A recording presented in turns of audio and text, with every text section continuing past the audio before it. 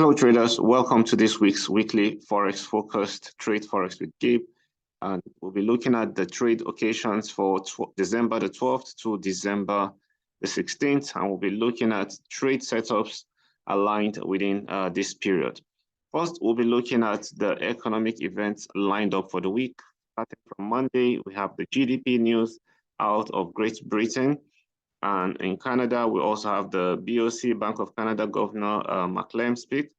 On Tuesday, again, in Great Britain, we'll be having the claimant counts change. And again, the Bank of England Governor speak. And then we'll have the CPI data, which is an inflationary data, very important news in the US, and being the reserve currency of the world. So this, of course, we know that inflation has been one of the major drivers of the US dollar most recently. This will be very important to take note coming out on Tuesday. And on Wednesday, we will be having the FOMC rate decision coming out from the US. Again, the first interest rate decision we'll be having for the week. And on Thursday, we'll have the unemployment rate and employment change news coming out from Australia. And later in the day, we'll have the other three interest rate decisions from the Swiss National Bank, and again, Great Britain interest rate decision, and then from Europe. Now, I believe the FOMC will be leading the way to set the tone for the dollar pairs in the week. On Friday, we will be seeing German flash PMI, French service PMIs coming out, and also in Great Britain, we'll also see the flash manufacturing PMI come out. So you see, it's really going to be fireworks this week. So traders, put this in your plan. Do not be superhero going all in on your trades. So let's look at the trade setups in summary, what we will be analyzing for the week. And of course, always I like to start with the currency strength meter for December the 12th to 16th. Starting, we can see that the Swiss franc is still one of the strongest, NZD is still one of the strongest, then GBP also really strong here. We see the Australian dollar is near bearish to neutral, US dollar also near bearish to neutral. Then we have Japanese yen, Bitcoin, and then Canadian dollar commodity pair has been given for the past 2 weeks now. The Canadian dollar has really been on the sell, heading up to oversold region most recently. The trade setups we have looked at, or we will be looking at, of course, as always, the green side, the pairs marked green are the ones I favor the most, and the ones marked in orange are my less probability trades. So these are my high probability trades, and then the one marked in yellow are my less probability trades. So let's look at the let's jump right in on the chart and see exactly how this plays out. Starting with the dollar index, we could see that the dollar has made a touchdown to the 104.007.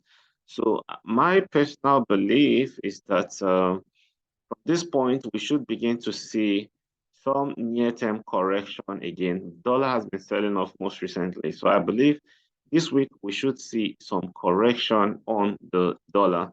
Now, I will want to see a break above here, this level. Let me give you the number. I would like to see a break above this level so as to give me some level of confirmation that we will be seeing that near-term correction, which is a break away from this channel pattern. Now, this is how many pips? Let's see, about 236 pips here. So you see, it's also giving us that good point where we could see dollar make some rally up to. So this is really informative. So for me, this is it. So, but no one can predict what or how the interest rate decisions will come out. But looking at the technicals, I can tell you that I believe that we are seeing the tail end of dollar sell-off, and we're gearing up for some new correction into the week.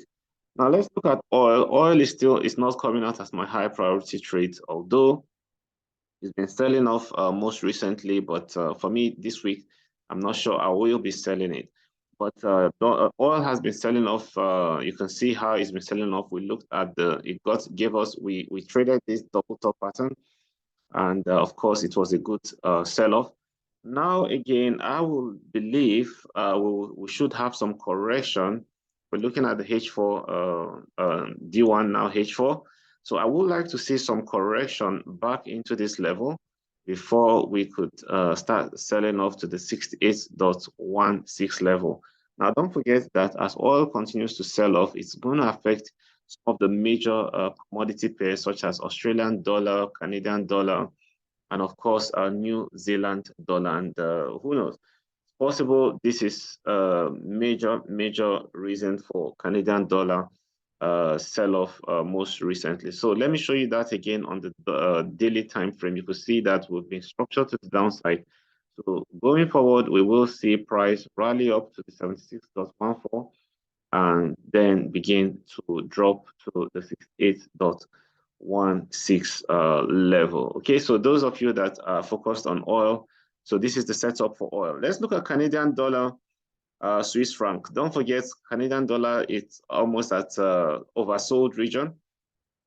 And Swiss franc is the strongest pair for using the currency strength meter. So I will be looking to sell this particular pair. Let me show you what it looks like on the bigger time frame. So looking at this, we are expecting price to drop to the 0.6794 level. You can see that we're very close to that level at the moment. But what I will expect to see is to see price, make some correction. It's not so much, about 70 pips from my last check. Yeah, about 70 pips max it could retrace before making it down to the 0.6794 level. If we see a break from here, then we expect price to drop to the 0.67425 level. This is Canadian dollar, Swiss franc. It's coming up top priority in my list for the week. Australian dollar, Swiss franc. Australian dollar is weak, bearish to neutral, but Swiss franc is really strong. So another commodity pair showing the weakness in dollar. So what do I have here? So you see, we still structured to the downside. We're having this pennant, and this is a continuation pattern to the bear sell-off that we have here. So any break from the we see a break from the lower boundary of this pennant, then my first target is to see price drop to the 0.62143 level. Let's look at it on the H4 chart. So on H4 chart, here you will be able to see exactly how that breakout will happen. If you are looking to short from the upper boundary back to the lower boundary, well, mine is to give you the general overview, so you can use your own discretion to trade along the path. Okay, so let's look at Swiss franc, Japanese yen. Swiss franc's been really strong. Japanese yen, safe haven assets, really weak. So I'm looking to go long on this pair.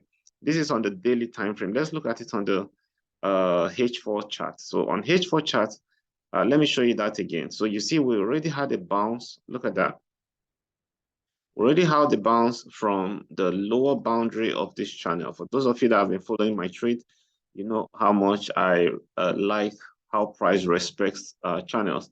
So on the H4 channel time frame, you can see that we got that bounce from this long-term channel pattern. So what I'm looking at here is to see more rallies into the 148.62 level. So this could give you even a good profit for the week. You see that over 230 pips, to the upside. So for traders that you want to find your entry, or you have different parameters to get your entry. So it means I'm looking up to an upward movement, a bullish rally towards the 148.62 level. Any break from this level will see price rally up to 150.48 level.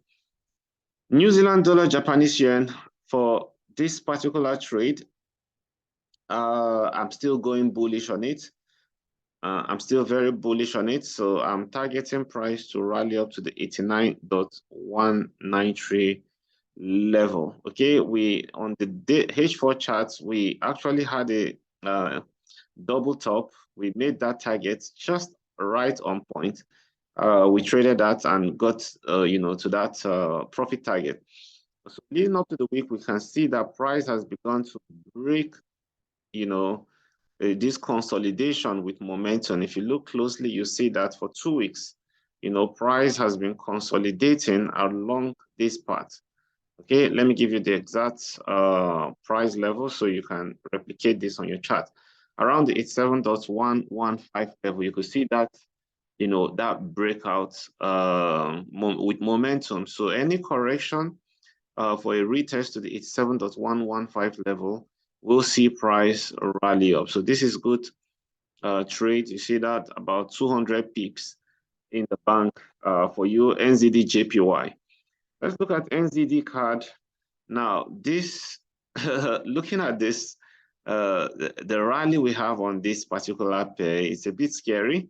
So it's not coming up top on my priority because the correction could just be very drastic. Although NZD is strong, Canadian dollar is very weak, but both of them are, commodity pairs. So it's not, I think I put it, it's not part of my higher priority trade. So I won't be putting it in there. I want to see some good correction. But if price should rally up to the 0.8805 level, then I think I'll just forget about this pair. But any correction down to the trend line again will give me a better risk to reward ratio for me to go long on this pair, leading up to our target.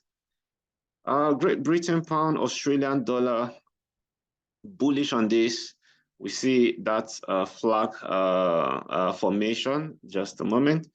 So looking at it on the bigger time frame, you could see we're having more like an inverse head and shoulder. So my belief is that price will rally up to retest the red trend line, this one.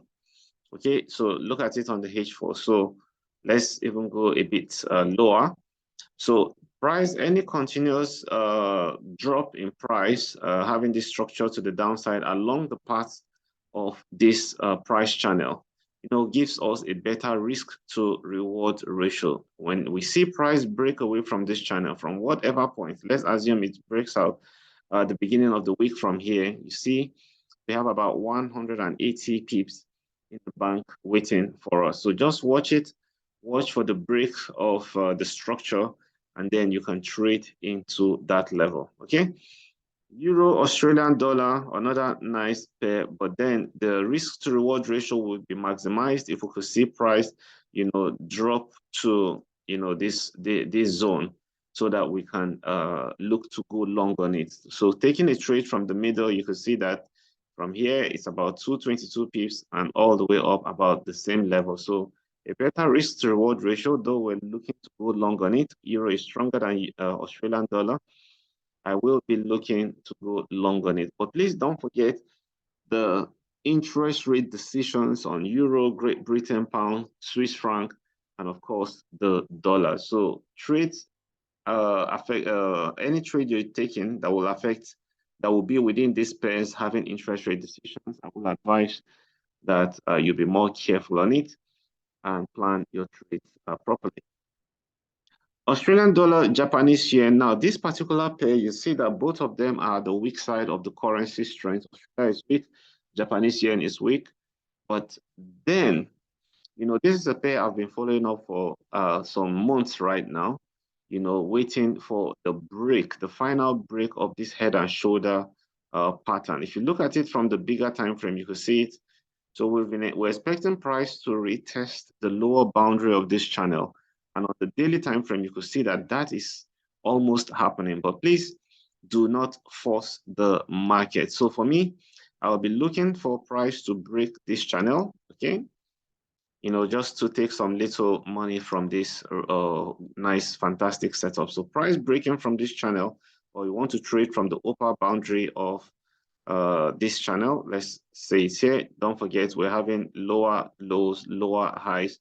So price already within the upper boundary zone will provide us a good point or place to short into this secondary, channel. And a break from this secondary channel will see price drop to the 91.34 level. So traders, wait for it, watch for it. This is a trade we've been looking at, although it's not following the currency strength meter, but it's a nice setup, and I just had to show it to you. Euro CAD, now this is another interesting pair. Euro is strong, Canadian dollar weak. So I'm expecting a breakout from this flag pattern. You can see the flag here, yeah? So I'm expecting a break away from this flag and to be a good place to go long.